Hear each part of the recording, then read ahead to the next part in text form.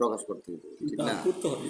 তারপরে আমি নতুন আসছি, পরিবর্তিত পরিস্থিতি এখন দেখেন না যে কোন ধরনের যিনি কোন পথে যায় আর কি। এই যে একটা অফিসার ই করছে এটা ওইখানে একটা ক্রাইম হচ্ছে। অফিসার আমি বলি আপনাকে, রাধা রানী তারা হচ্ছে আপনার তৃতীয় লিঙ্গের তৃতীয় লিঙ্গের মানুষ কিভাবে আপনার বিধবা ভাতা পায়? তার স্বামীকে। আসছে। এটা আমি বলবো আর যে তুমি যে পরীক্ষা করে দেখুন আমার কাছে। আপনারা তো এমনিও আমার কাছে অভিযোগ দিতে পারেন, চ্যানেলে না দিয়ে অভিযোগ দিতে পারেন না, লিখিত কাগজে একটা অভিযোগ দিয়ে দিন, আমরা এটা দেখলাম। এটা তো আমাদের তো অফিস থেকে অফিসিয়াল অ্যাসাইনমেন্ট না, এটা তো করতে হবে, কথা হচ্ছে না।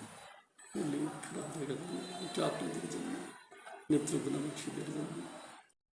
তারপর আপনার ওই যে সদর উপজেলার একজন এই আপনার বিদেশি গেছিল, বিদেশ থেকে আপনার ওই মনে হয় চুরি করছিল, ওই এলাকার সূত্রে জানলাম।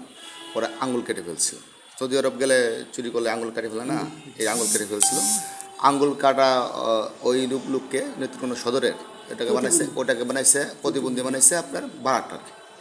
তারা এটা স্থানান্তরিত করছে বারাটার স্থানান্তরিত করে তারপর আপনার মনে করেন যে ওই তাকে প্রতিবন্ধী কাট করে দিচ্ছে। আমরা ওই যে যখন আমাদের প্রতিবন্ধী অধিকার সুরক্ষার ট্রাস্ট আইন আছে 2013, আমরা যাচাই বাছাই করে ওদেরকে দিয়ে দিতে পারি। সরকারি যে টাকা পয়সাগুলো গেছে ওরা নিয়ে গেছে। এখন যেটা নিয়ে গেছে তারপরে প্রতিবন্ধী না, তার হলো সবচেয়ে বড় শাস্তি, সে হইলো ওই যে ইটে কাটা গেল আর কি। এটা তো একটা শাস্তি নেই, মানুষও জানলো যে কোনো সার্টিফিকেট নেয় নাই, প্রতিবন্ধী যে কোনো সার্টিফিকেট নেয় নাই। সার্টিফিকেট না নিলে তো দিতে পারে না। কীভাবে নিচ্ছে আমি যে জিনিসটা বিষয়টা অতটা ভালোভাবে জানি না।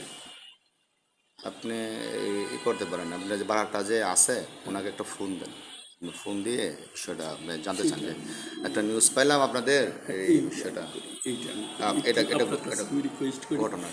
মানে কি বলা হয় যে earnest request you as a DD of না, যে এটা আমি দেখতেছি, মানে যদি একটু লিখিত আকারে এটা প্রতিবেদন না দেওয়া হয়, মানে এটার ই করে না করে আমি অ্যাকশন নিতে পারি যে সে কী করছে আর কি।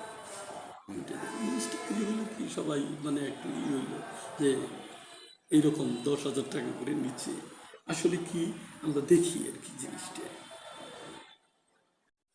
থাকে। আপনি থাকলে জিনিসটা আমরা আপনাকে ডাকলাম আর কি।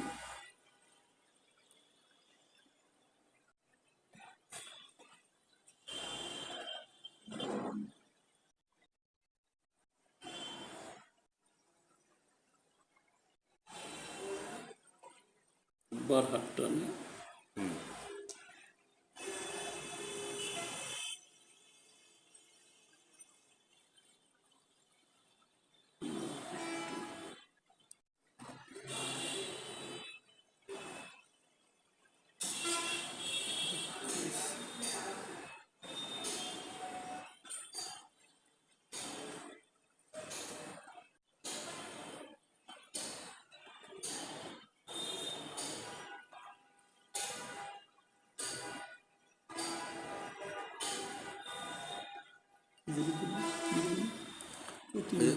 প্রতিবন্ধী ভাতা, বিধবা ভাতা, রাধা রানী কীভাবে বিধবা ভাতা পায়?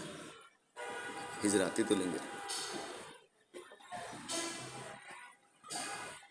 ওয়ালাইকুম আসসালাম। হ্যাঁ, গোলাম মোস্তফা, কেমন আছো? কেমন? হ্যাঁ, এই যে তোমার ওখানে আমি একটা মানে অভিযোগ পাইলাম আমাদের প্রেস ক্লাবের সাধারণ সম্পাদকের মাধ্যমে আর কি। ওই যে রাধারানী নামে এক তৃতীয় লিঙ্গের লোক বিধবা ভাতা পায়।